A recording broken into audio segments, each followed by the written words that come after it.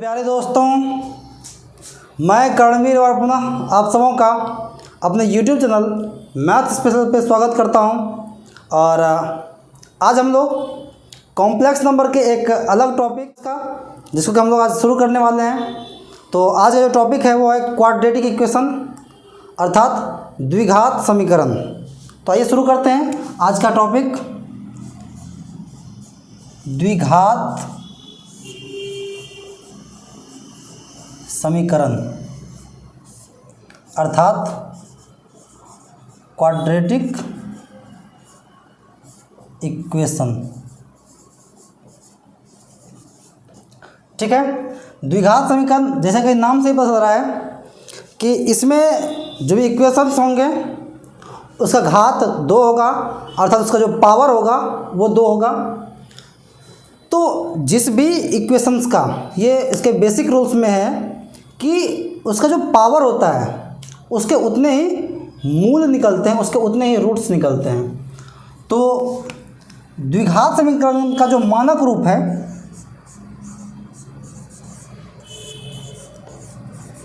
ये होता है ax² plus bx plus c is equal to 0। अर्थात x² का जो मतलब कॉफिशिएंट होता है उसको हम लोग a बोलते हैं, x का जो कॉफिशिएंट होता है उसको b बोलते हैं, और जो कि x से स्वतंत्र रहता है उसको हम लोग c बोलते हैं। ठीक है, अर्थात ये है a, ये है b और ये है c। इसके बाद हम लोग निकालते हैं इसका विविधकर अर्थात d बराबर फॉर्मूला होता था b² माइनस 4ac। d का फॉर्मूला होता था b² माइनस 4ac। और इसके अगर जो 2 रूट्स निकलेंगे, इसके जो 2 मूल होते थे उसके देखिए क्या क्या फॉर्मूला था। एक होता था minus b plus root under b² minus 4ac बटर 2a। अर्थात यहीं पे आप d का भी मान पुट कर सकते हैं, यहाँ वैल्यू d रख सकते हैं। और दूसरा होता था minus b minus root under b² minus 4ac बटर 2a। देखिए ऑलरेडी ये सब हम लोग क्लास 10th में पढ़ चुके हैं। ठीक है, बस वहाँ जो था वहाँ से यहाँ अलग क्या है वो जान दिए। वहाँ क्या करते थे हम लोग, ये जो d निकलता था, d का जो फॉर्मूला था b² माइनस 4ac, तो d का 3 मतलब मान हो सकता था। जब d का वैल्यू 0 से बड़ा हो, जब d का मान 0 से बड़ा होता था तो हम लोग बोलते थे इसका मूल निकलेगा। मूल जो है संभव है लेकिन अलग अलग मान संभव होगा, अलग अलग मूल होगा। दूसरा निकालते थे d बराबर 0। अभी हम तुरंत समझ लेंगे क्यों होता था भाई। जब बोलते थे d बराबर 0, इसका मतलब इसका 2 मूल निकलेंगे और दोनों समान होंगे। एक होता था d इज लेस देन 0, अर्थात जब d ऋणात्मक हो तो हम लोग वहाँ लिखते थे 10th में लिखते थे कि इसके वास्तविक मूल संभव नहीं है। क्योंकि जैसे ही अब ज़रा देखिए यहाँ आइए, चीज़ें यहाँ समझ में आएंगी कि जब d का वैल्यू 0 से बड़ा होगा, ये जो फॉर्मूला यहाँ दिखाई दे रहा है ना, तो माइनस b तक तो ठीक है, ये जो प्लस है और यहाँ जो माइनस है, अगर इसका वैल्यू b² माइनस 4ac का वैल्यू अगर कुछ भी होगा तो इतना सा ये जुटेगा इसमें और इसमें उतना सा घटेगा। यानी दोनों का जो मूल है वो तो निकलेगा लेकिन एक में जुड़ रहा है और एक में घट रहा है। तो दोनों मूल संभव है लेकिन दोनों अलग अलग होंगे। ठीक है, चीज़ों को सिर्फ समझिए। दूसरा, जब d बराबर 0 हो, जब d बराबर 0 होगा तो इसका मतलब इस टोटल का ये जो टोटल वैल्यू है वो 0 हो जाएगा। ठीक है, और जब ये टोटल वैल्यू 0 हो जाएगा तो किसी भी चीज़ में 0 जोड़ें या 0 घटाएं, इसमें अगर 0 जोड़ दें और इसमें 0 घटा दें तो क्या इससे उसके मान पे कोई फ़र्क पड़ता है? तो कोई मान, उसके मान पर कोई फ़र्क नहीं पड़ता है। अर्थात जब d का वैल्यू 0 हो जाता है तो इसका जो मूल है, इसके जो रूट्स हैं वो समान होगा, इसका अल्फ़ा और बीटा दोनों समान होगा। ठीक है, इसमें अल्फ़ा बीटा निकलता था लेकिन दोनों डिफरेंट होता था, दोनों अलग अलग होता था। इसमें अल्फ़ा बीटा दोनों निकलेगा लेकिन दोनों का दोनों समान होगा। अब जब डी का वैल्यू 0 से छोटा होता था तो हम लोग मतलब जब तक कि हम लोग कॉम्प्लेक्स नंबर नहीं पढ़े थे तो वहाँ लिखते थे कि इसका वास्तविक रूट संभव नहीं है। ठीक है, क्योंकि डी निगेटिव आ गया और जैसे किसी भी निगेटिव संख्या का हम लोग स्क्वायर रूट तो निकाल नहीं सकते हैं। मतलब अब से जब कॉम्प्लेक्स नंबर से पहले तो हम लोग नहीं निकाल सकते थे ना जी, तो वहाँ पे हम लोग लिख देते थे कि डी का मतलब इस द्विघात समीकरण का वास्तविक मूल संभव नहीं है।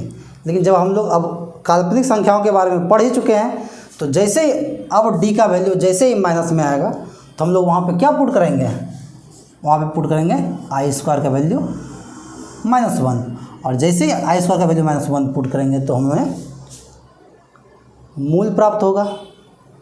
वास्तविक मूल प्राप्त नहीं होगा, काल्पनिक मूल प्राप्त होगा, लेकिन मूल प्राप्त होगा। ठीक है, तो ये था उसका मूल कॉन्सेप्ट। आइए उसके कुछ एग्जांपल्स को देख लीजिए। जैसे कि मिटाओ इसे, जैसे कि मान के चलिए एक मैं ग्राफ एक समीकरण में इधर लिखता हूँ। मान के चलिए एग्जांपल के तौर पे x² + 2 = 0 दिखाई दे रहा है ना जी, x² + 2 = 0। तोड़िए इसको, जब हम लोग x² को रखें ये क्या आ जाएगा -2, और जब हम लोग x बराबर करेंगे तो ये क्या आ जाएगा √2।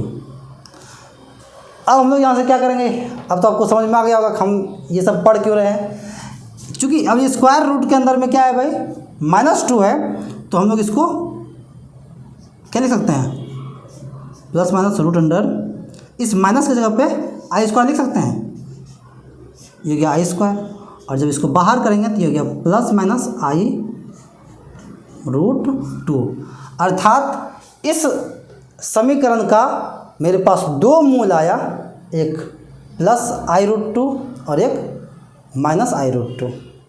कोई दिक्कत? आइए कुछ एग्जांपल्स को और देख लेते हैं। देखिए सवाल आपकी स्क्रीन पे दिखाई दे रहा होगा। एक द्विघात समीकरण है 2x² + x + 1 = 0। अर्थात ये एक द्विघात समीकरण है।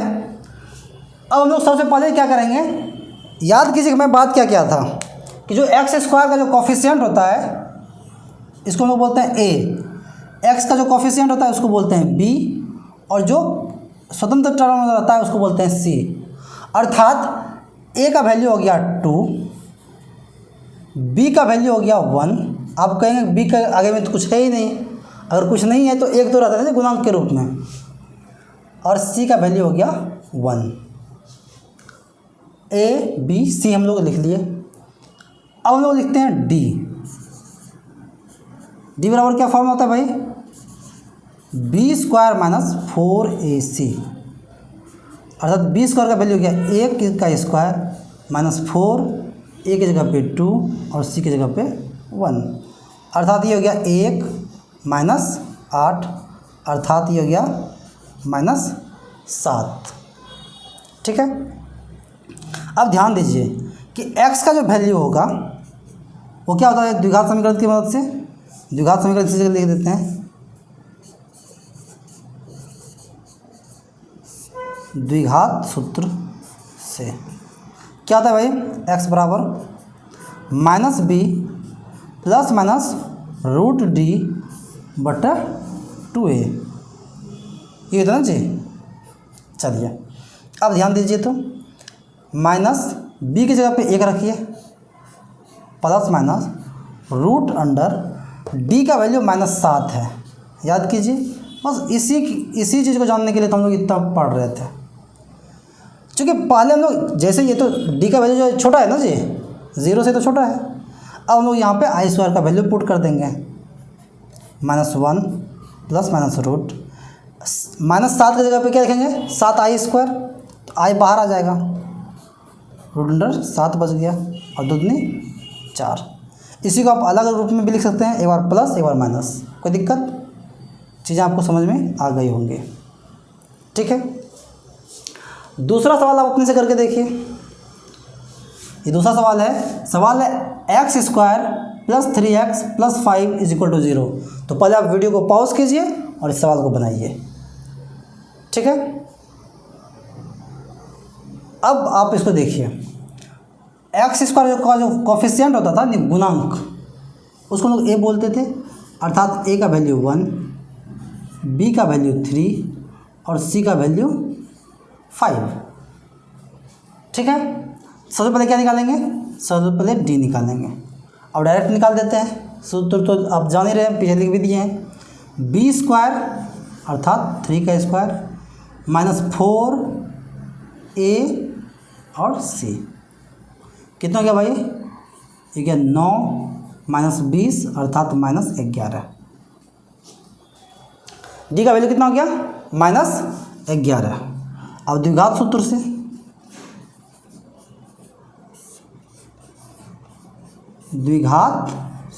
से x बराबर क्या फॉर्मूला? माइनस बी, डायरेक्ट कर दें क्या? डायरेक्ट ही कर देते हैं। कितना हो गया भाई? माइनस बी अर्थात माइनस 3 रूट अंडर डी अर्थात माइनस 11 बटा 2a अर्थात 1। इसका मतलब x का वैल्यू क्या हो गया?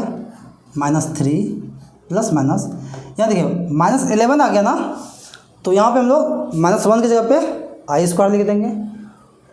तो ये हो गया 11 आई स्क्वायर, और आई स्क्वायर का जो रूट है वो आई हो जाएगा। आई बाहर आ गया, अंदर में बच गया 11 बटा 2। इसी को आप दो अल्फा में एक बार प्लस लिख दीजिए, माइनस 3 प्लस आई रूट 11 बटा 2, और बीटा में लिख दीजिए माइनस 3 माइनस आई रूट 11 बटा 2। कोई दिक्कत? मुझे उम्मीद है कि ये चीज़ें भी आपको समझ में आ गई होंगी। और एक लास्ट सवाल को देख लीजिए। अभी आप वीडियो को पॉज कीजिए और सवाल को बनाइए। ठीक है, और जब अगर बन गया तो फिर मिलान कर लीजिए, अगर नहीं बना तो फिर देख लीजिए। अब आप देखिए, तो यहाँ पे a बराबर डायरेक्ट लिख देते हैं √3, b बराबर माइनस √2 और c बराबर 3√3। ये है ना जी, डायरेक्ट d निकालते हैं, माइनस √2 का स्क्वायर माइनस 4 √3 3√3। ये है ना जी, ये हो गया 2 माइनस √3 इंटू √3, 3 3 जा 9, 9 4 जा 36, अर्थात ये हो गया माइनस 34। ठीक है, अब द्विघात सूत्र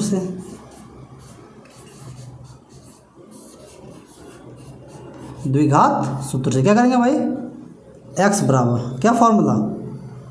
माइनस बी की जगह पे है माइनस √2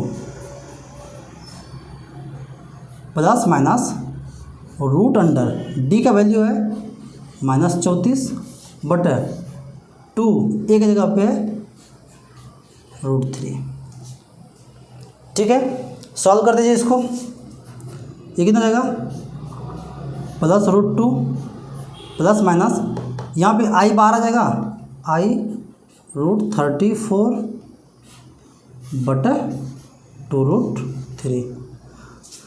एक बार प्लस के रूप में लिख दीजिए, एक बार माइनस के रूप में लिख दीजिए, और एक अल्फा बन जाएगा, एक बीटा बन जाएगा। और कुछ नहीं है द्विघात समीकरण में। मुझे उम्मीद है कि ये भी आपको समझ में आ गया होगा। और इस प्रकार कॉम्प्लेक्स नंबर